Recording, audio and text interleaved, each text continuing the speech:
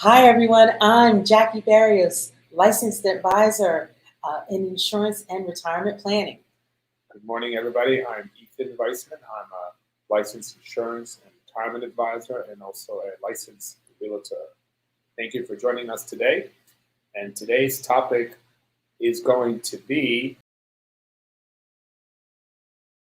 we're going to be discussing estate planning and what are some of the pros and cons of estate planning, who needs estate planning. We're also going to show you some videos, third-party videos about estate planning. But we just want to chat a little bit about that, Jackie. Estate planning. What does that actually mean to some people, and how does that relate it into the real world? Because that estate planning is such a big word. It is. And oftentimes when I meet with clients and they talk about their estate, and you know what?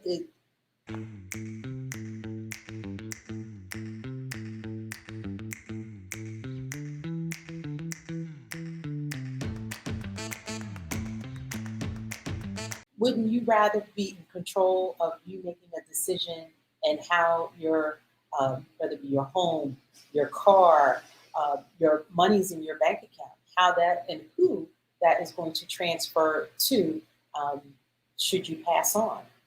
Otherwise, if you don't make a decision, the state will definitely make a decision for you. So yeah, there's some good points. So we're going to share with our viewers today our first video. Money Watch, we are talking about so-called estate planning. It is an important topic, and it is a topic for everyone, no matter your age or whether you have a partner or children. If you have stuff, this is for you. According to a recent survey, though, only about half of people think that estate planning is even at least somewhat important, and only about 1 in 3 have a will or a living trust in place.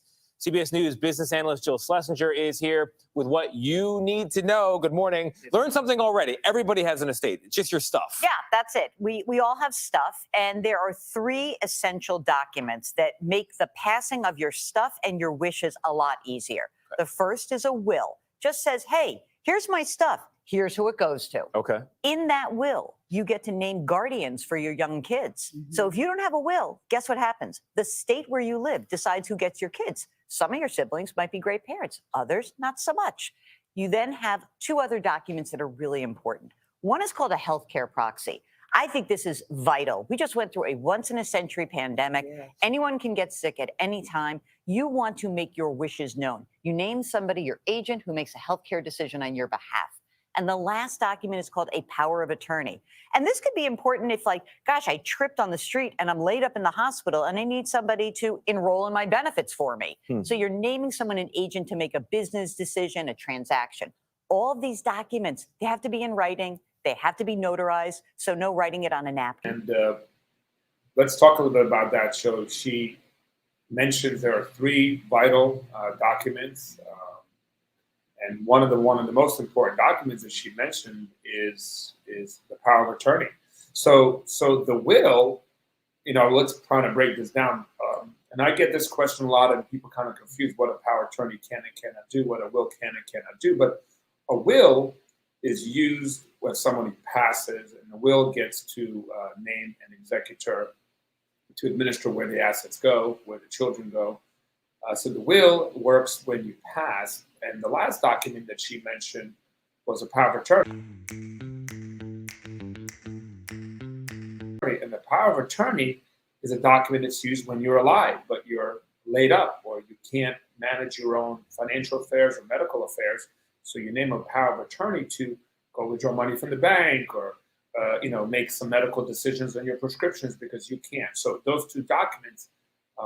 And a lot of people also don't know that the power of attorney dies with you. So you can't use the power of attorney at the time of death. Then you can have to only use the will or court order documents during the probate process. But what was your take on her explanation of those three important pieces? We need to make sure that we want our stuff or our assets to go to the person that we want. That is so key, because oftentimes if someone were to say, I don't have much, well, even if it's as simple as your cell phone or your car or a special item of clothing, you should designate who you would like to receive that particular item.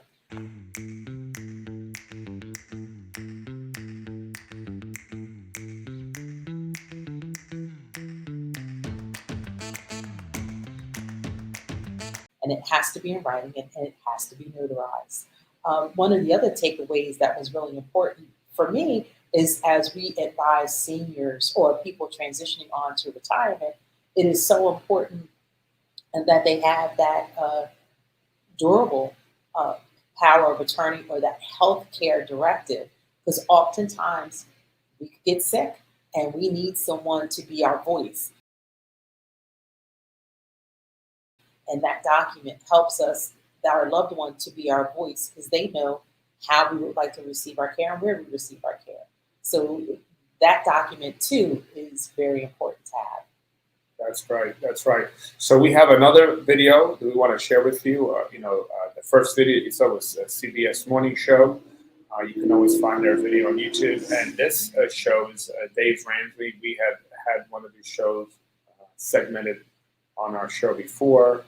Is it related to long-term care planning? And here we are going to show you folks a show for Dave Ramsey. Again, you can find him on YouTube.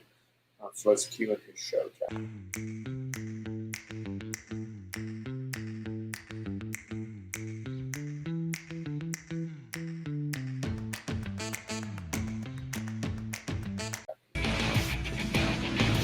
Today's question comes from James in North Carolina. And he says, at what point do you need to involve an estate planner when planning your will?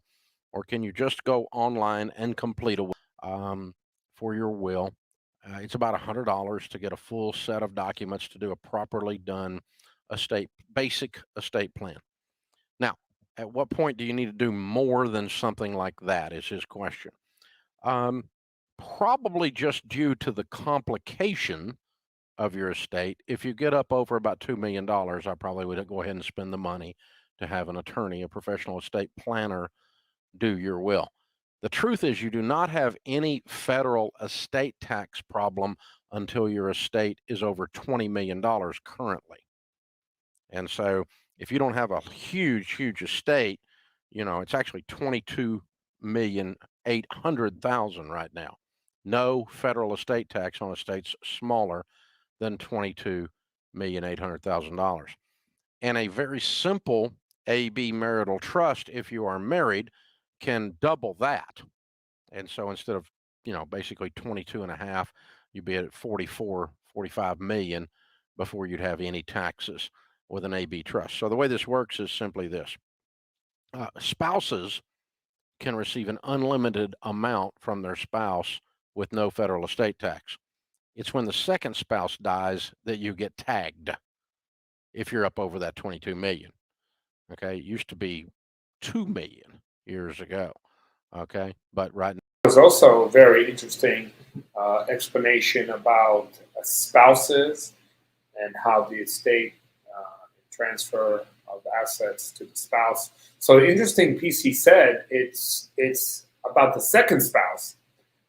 Because when you are married, the first spouse inherits pretty much the entire estate without having to pay taxes. What did he say? About $20 million, right? So, I mean, that's not an average customer, right? That is not an average customer, but certainly does happen for most folks. You're dealing with your home, your car, your personal belongings, and most of the country falls way below the $20 million. So for the most part, but the way he's explaining it, and certainly we always recommend working. When we work with our customers as financial planning advisors, whether it be insurance, investments, estates, we work with a team of financial advisors, and we discuss the needs for various aspects of people's lives. So certainly, when it's time to make a will or a trust or whatever documents, those are usually done by legal attorney type of professionals. And then, Jackie and myself and our colleagues and associates, we handle the financial aspect of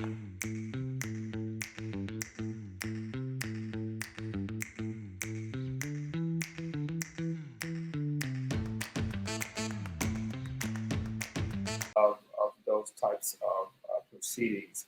So Jackie, what else do you think? I think you and I chat a little bit offline, and I thought you said that was an interesting piece that I mentioned. Can you remind me what it is that you wanted me to share? I think it's most important that we share with everyone to uh, give you and I a call, and we can guide you through the process of just getting those documents together. And let's have a planning conversation, if you will, because believe it or not, like I said before, even if it's something as simple as your cell phone, your personal belongings, you should have a plan in place.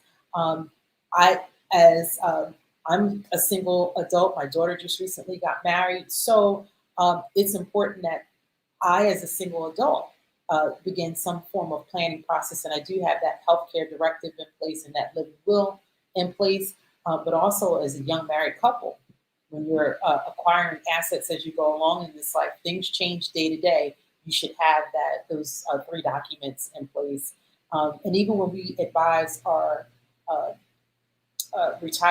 early retirees or retirees, the people transitioning onto Medicare, having those documents in place as well.